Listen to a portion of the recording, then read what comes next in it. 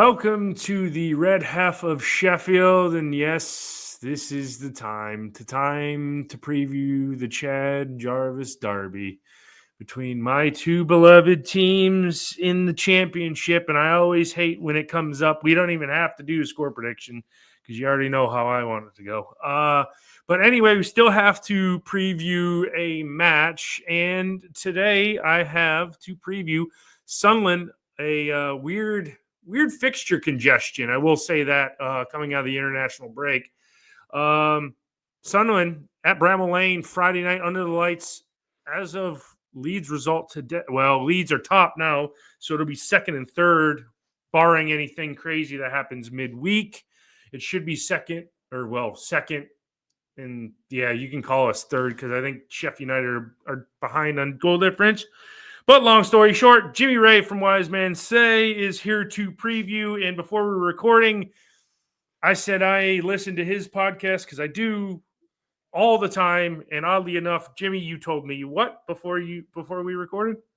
Yeah, my wife is a Sheffield United fan, as are all of her family. So I've listened to the Red Half a fair few times on car journeys and at night and stuff because she's a regular listener. So it's a nice little meeting of minds here. It's a small world, like you said before, Chad, isn't it?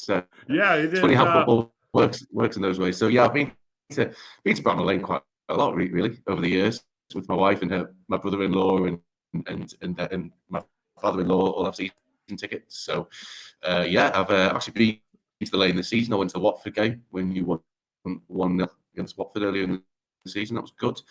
And yeah, so it is funny. So the Ray Derby, as we call this, because obviously me being Sunderland and her being Sheffield United, we've been together since 2008, and Sunderland have never beaten Sheffield United in a league fixture in that time. So hopefully, maybe things may change. We did beat you in the Carabao Cup when we were in League One, but we won't really count that because it was a cup game. It was a good goal by Max Power, but yeah. I think we may owe you one, but I'm not 100% sure that's going to come to pass. Well, I mean, tell the viewers and the listeners how RLB has came in and kind of revolutionized. I will say this: they finally found a striker to score some goals where they went adrift back half of last season. So tell us how the start to Sunderland season's been. Yeah, I mean, like you mentioned, the back end of last season was absolutely terrible. We were in relegation form pretty much from the time that not long after we appointed Michael Beale. It was a terrible decision to sack Mowbray and appoint him, and the second half of the season was just awful. The start to this season has been way beyond anything that we thought was going to happen. Granted, the last 3 game results have been draws, but we're still level on points with the top of the league Leeds. Obviously, a team with a much bigger budget, playing much more famous players, Premier League level players, whatever you want to call it, to what we have. But yeah, our recruitment was good in the summer. Lebris so far has shown himself to be a really good coach. Things are going really well. We're quite happy to sort of be, just in the conversation because a lot of us didn't, especially the guys I do the podcast with. I think, the only one out of the maybe 10 or so who do our podcast that predicted us to even get in the playoffs, and I'm normally laughed at for being overly positive. But so far, I'm actually looking like I may be right for once. Yeah, It is still early days, but we've definitely started the season well, and I'm loving it. Yeah, that's what I because obviously I'm so torn in between the two teams, and it's just like Sunderland, they just look like they're in the group of teams that have a realistic chance of going up automatically. I don't think Sheffield United, if they do go up this season, they're not going to do it automatically. They're going to go through the playoffs. Because we still have such a long stretch of the season to go. I mean, it's way, way, way, way, way too early to make any sort of, this team's going to go up. But I think there's a small group in Leeds, Burnley, Borough, Sunderland. Those are probably your 4 teams that are vying for 2 spots. And then whatever 2 teams don't get in there are going to be in with the likes of, Borough, Sunderland, Leeds, Burnley, us, West Brom, Norwich. Maybe, yeah. So, and I think I said this to the Oxford supporter I had and did a preview pod with him. I think this division is really like oil and water, kind of separating, where you've got the teams that have been in the Premier League with the parachute payments, and then you've got a teams that have got established in this league, and they're right there on the fringe, like Sunderland, and then you have the rest of the division that is just not very good, in my honest opinion. Yeah, I'd agree with that. I think I've noticed that from the games we've played. I think there is a big difference in quality between the top and the bottom. I must admit, sometimes our results have been better against the teams higher up than they have been. I mean, for example, yesterday Millwall, they're probably just about in that group you were mentioning there. Their home form's really good. We conceded a really frustrating last minute equaliser. I think we probably deserved to win the game. To be fair, we were good, which I was very pleased considering we had 6 players out, 3 suspensions, 3 injuries, 6 first team starters, I would say. So it was very much a makeshift sort of starting lineup. Going across the other teams we played recently, I mean, yeah, Preston probably should have been, and they really weren't that good. We just weren't that good on the night. I think you'd put them in the group with the likes of Portsmouth, Derby, Swansea, Cardiff. Like you say, there's a lot of teams that really just are sort of quite a way off the top end, but it's still up to teams like us to beat them, isn't it? And sometimes that can be quite hard. And that's what I think that'll be what sorts it out. Because I think when we sort of us boys at the top play each other, we'll all take points off each other over the course of the season. Like we got a last minute equaliser against Leeds, we beat Burnley, and then Leeds lose at Millwall, and obviously Sheffield United. You've had a really good run, but you've lost to Borough, you lost to Leeds, but then you've also done really well against the team. Even like you come back against Bristol City the other week, that was a massive result for you there. It's just really tight, isn't it? Where I think it's there's not really one standout team that are much better than the rest. I think some neutrals have been saying Leeds could be that team, and they may develop into it. But even today, they only just squeaked past a very average Swansea team. So I think really it's going to be tight all the way, isn't it? Yeah, and like you say, Chad, I think it's too early to predict too much. But I think what we can safely say is it's going to go down to the wire for a lot of us, and that's what makes games like Friday night so big. Exactly. That's why. I feel like we've been hard done with having this game Friday night. Yeah, it's not ideal, is it? We both played yesterday, and then we're going to play Tuesday. Yeah, and then you're going to turn around and play Friday night. This game should, with the magnitude of this should have been moved to a 5:30 kickoff on Saturday. I agree. I mean, Premier League getting in the way, unfortunately, isn't it? But I totally agree. I totally agree with you. I think it's especially for. I mean, I know it's good for Sky. They like to have it on the TV for Friday night. I get it for the commercial reasons, but for the two teams involved, like you say, it's 3 games in 6 days, isn't it? Really. So it's going to be, and neither of us have massive squads. So there's going to be players who are out on their feet in that game on Friday night. Because I obviously watched you play Coventry yesterday. I thought you did really, really well, considering how you were down to 10 men for the whole second half to hold on to get a point, really. Because, I mean, we played Coventry the week before and drew 2-2 with them as well when we were 2-0 up, and then they equalised to make it 2-2. So I do know how they can come back really quite strongly. I think they're in a bit of a false position in the league where they started so badly, but actually they're not that bad. They're actually pretty good. They've got some good players. But yeah, it was a really good battling performance from you. Red card was a bit stupid, to be fair, but I mean, it's one of those where he'll have known that as soon as it happened, wouldn't he? So it's those things happen. But yeah, no, it showed. I think a lot of teams would have probably gone on to lose that game from the position you were in. To be honest, so I think you should take pride in the fact that you got a point there because it's not easy. And that's that's the key too. Having that big defender out Friday night. I know Ahmed Hodzic. I mean, straight red card. That's a 3-match ban. So yeah.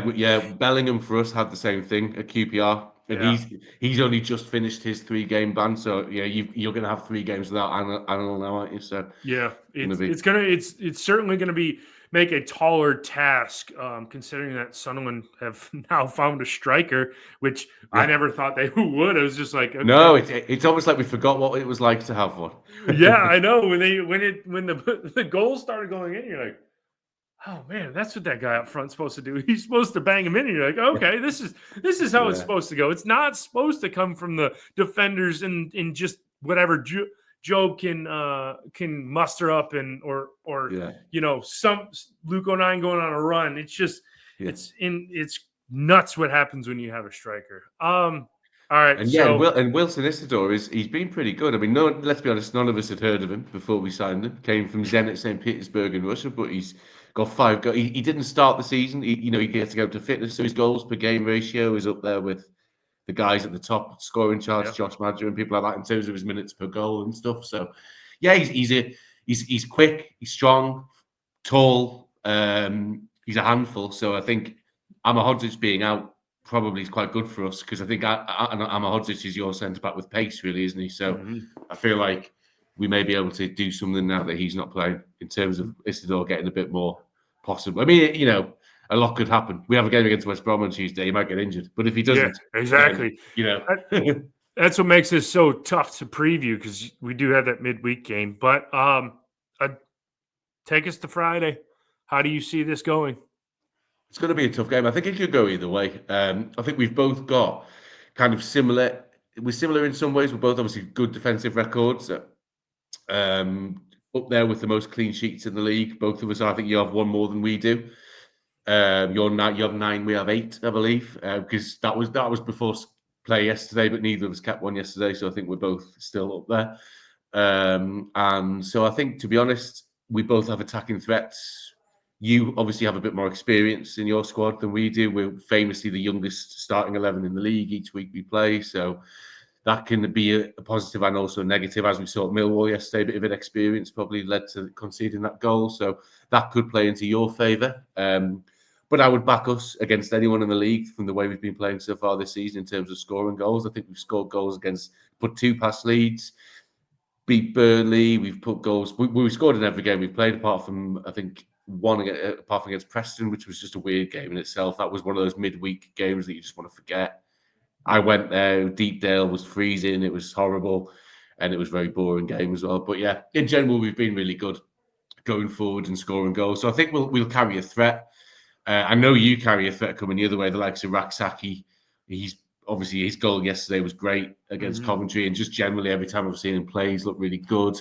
Kiefer Moore is kind of. I mean, we were linked with signing him in January last year. Obviously, we didn't.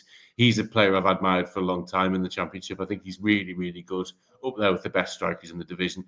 Obviously, he hasn't scored much for you yet, but the season is long, and he's got a lot of time to put that right, hasn't he? I know he's been injured recently, hasn't he? But I guess he may come. I think he's been on the bench, so maybe he'll play. He'd be a threat, because although I must say defensively, like I say, we have been quite solid. So if I was going to call the game now, I'd probably say either of. For some reason, I've got 2-0 in my head, but Mhm. it could be 2-0 Sheffield United. It could be 2-0 Sunderland. I think it's going to be one of those where it genuinely could go either way. Yeah. Yeah. But I think one thing's for sure, that the game, it'll be an intense game, because we play with a lot of intensity. Obviously, Chrissy Wilder's Sheffield United always play with a lot of Mhm. intensity as well. So should be a good game for the neutral. I think it might be a bit nervy for us watching it, but Yeah. I think overall it should be quite fun. And I Yeah. think, to be honest, I like us. I prefer it when we're playing the teams at the top. I like Sunderland testing themselves against, because in the Championship, Sunderland, we are this is where we should be when we're in the Championship. We've been too long down in League One and then mid-table in the Championship last season and stuff. It's about time we were back at the top of the league Yeah. and fighting for promotion, which is what we've always historically done. So yeah, I mean, I'm not going to lie, I'm not worried about playing Sheffield United. I'm excited about it. I want the game to happen. Yeah. I think it's going to be one of the good games. Bramall Lane under the lights Friday night. It's what the Championship's all about, really, isn't it? So it's Yeah. going to be a good game, I think, but it's going to be tough. That's for Yeah. sure. No. I'm gonna go. My scoreline's 0-0. No one touches anybody. No one crosses the halfway line. Yeah. They just pass the ball back and forth, and Yeah, everything's that game of football on The Simpsons where they're just yeah, sort of knocking it back and forth like yeah, that. exactly. Nobody does anything. Nobody attacks. So this is take me out of the equation because I don't have a rooting interest in this one. It's I I'll watch the game, but I won't cheer for anybody. But before we get out of here, Jimmy, I ask every opposition view that comes on this same question. Pre-match beverage. What is your go-to on match day? Oh, it would be definitely a pint of either Guinness or lager. I'm not that fussy when it comes to. I like good beer, but I can put up with a stadium pint as well. That's Yeah. okay. But I'd say, if I had to choose, I'd probably choose a Guinness. Yeah, Guinness in the perfect. pub, lager I'm in the right ground. there Because with you. Guinness in the ground always comes out of a can, and it's never Yeah. that good. Yeah. So Yeah. I'd say just if I was in the. I mean, unfortunately, I can't go on Friday night. But if I was going to Bramall Lane, it would just be a pint of what I think neck oil. I think you serve. There's quite a Yeah. nice beer. I'd probably have a pint of neck oil, Yeah. in the ground, but a Guinness beforehand. Yeah. Definitely. What I'm about right you? there. What do you normally go for? I go for Guinness or anything that's cold.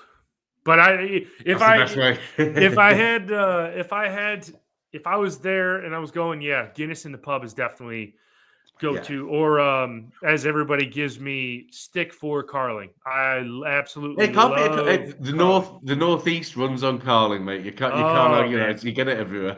exactly that blue collar Yeah, the atmosphere. working man's drink. Exactly. That's exactly why I relate to it.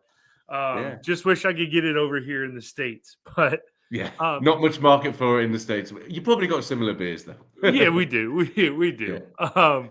But Jimmy, before we get out of here, drop where the people can listen to the Wise Men Say podcast. Yeah, so we're on X, Blue Sky, Facebook, Instagram. All the handle is the same. It's just at Wise Men Say Pod, at Wise Men Say POD. And we do Monday shows. We do a preview show midweek. So our preview show will drop probably on Wednesday or Thursday. If any Sheffield United fans want to give that a listen. If you want to listen to us moan about conceding a last-minute equaliser to Millwall, that'll be out tomorrow. And we do live shows up and down the country sometimes as well. So if you ever fancy going to another club's live show, I mean, you might not, but it might be something to you. All dates and for those can be found on our Twitter accounts as well, or X, I should say.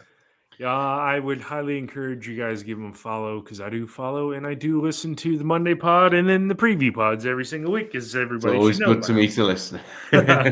And I'll be But listening to the Red Half moving forwards as well, Chad, because you guys, I've always enjoyed listening to your guys' pod. I always think you have a good perspective on it, and I've got to say respect for putting in the hours following the side from across the pond. It can't be easy with those kickoff times. no, not most of the time. No. Well, actually, we haven't been hurt too much by the lunchtime kickoffs. I mean, we've had a fair few this season because of the TV Yeah. rights, but most of them have been the generic 3 p.m. kickoffs, which is okay for me. That's 10 o'clock. That's 10 o'clock on the East Coast. So I can work with that.